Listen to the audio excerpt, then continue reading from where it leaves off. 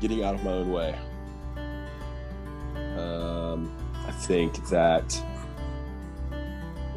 I knew that, but I didn't know it.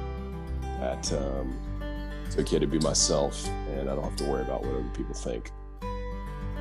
And it's okay to make decisions and not have to just being confident in the decisions I make, right? And not have to worry about second guessing them.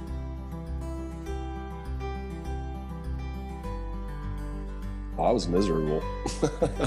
I didn't want to do anything, right? When you can't make a decision, you second guess everything you're doing I couldn't hardly get out of bed in the morning. So it was just throwing my hands up. What am I supposed to do on a daily basis? So, I think following what I said, just being able to be confident in kind of the decision I'm making and having freedom. I think that was something when you and I met weekly that I talked about a lot, it always came back to this freedom. I just want freedom. I want to be able to do what I want to do when I want to do it. Just because I'm an entrepreneur. And so it was like, having that mindset, but also having the affirmation from the Lord also. Just seeking out freedom, like it's okay to have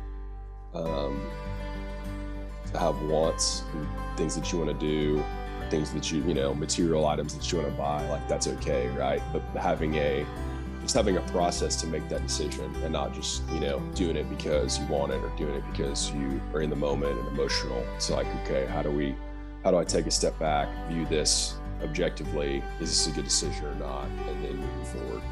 And I think kind of what I was coming out of when you and I first connected was I wasn't able to do that.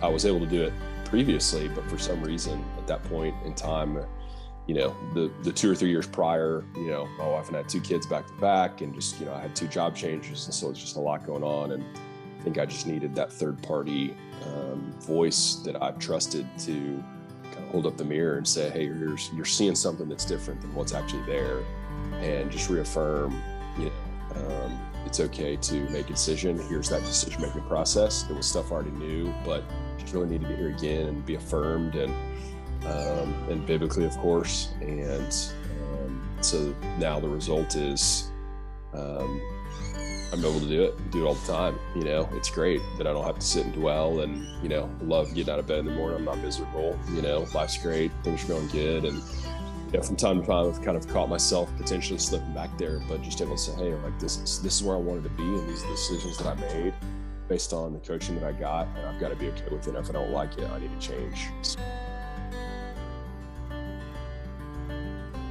Yeah, I think, it was part of our strategy was to really drill down of like, who am I, right? And it was like, what are the things that I like to do? And those are okay. Everybody's unique. Like, I do value exercise. It makes me a different person when I exercise. And my family knows it. My wife knows it. I had been looking into a graduate degree in real estate. I always wanted to attend Texas A&M. Even in high school, just didn't have the opportunity to. And found their program and thought it'd be a good fit. It completely applied to what I was doing. So the exercise, that, and then of course just my business.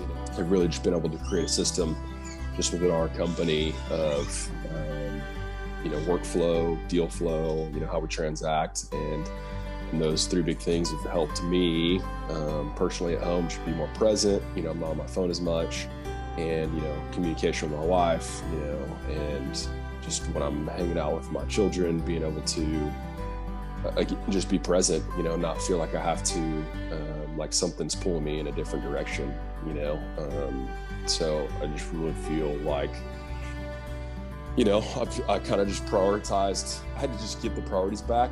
Some things had taken place of my faith and my family and that, and not really intentionally. It just kind of happened. And once it happened, that's kind of where you came in. I had to get those priorities back, and I thought it would just happen, and it wasn't. I had to do some work to get there. And so, not letting those things slip again is kind of where I'm at today. So. Yeah, I'd say it's absolutely worth it. I had counseling when I was younger, and so I kind of knew what I was stepping into, and I knew. I remember telling my wife, like, if I'm going to do this, I've got to commit to more than like one or two, just meetings with you. Like, I was committed to having a, a 2 or 3 month process because I knew what I was getting into. So I would say just that, you don't have to do 2 or 3 months, but just, be willing to have a couple of different meetings, because I think that, that's where then you'll see the value, because it's a relationship, right? So that you've got to get to know them and they've got to get to know you. And I think you and I were really able to do that pretty quickly. I'd say I was hesitant, but not really. I just wanted to come in and I knew that the quicker we could get to know each other, the quicker we would start, I personally would start to experience, the value that you bring through the coaching. So it's going to take effort, like you can absolutely serve and help folks, but they got to be willing to put forth the effort and want the help. Again, nobody's going to hand it to you, but I guarantee you that if they'll listen to you and take the time, it's going to be worth it for sure.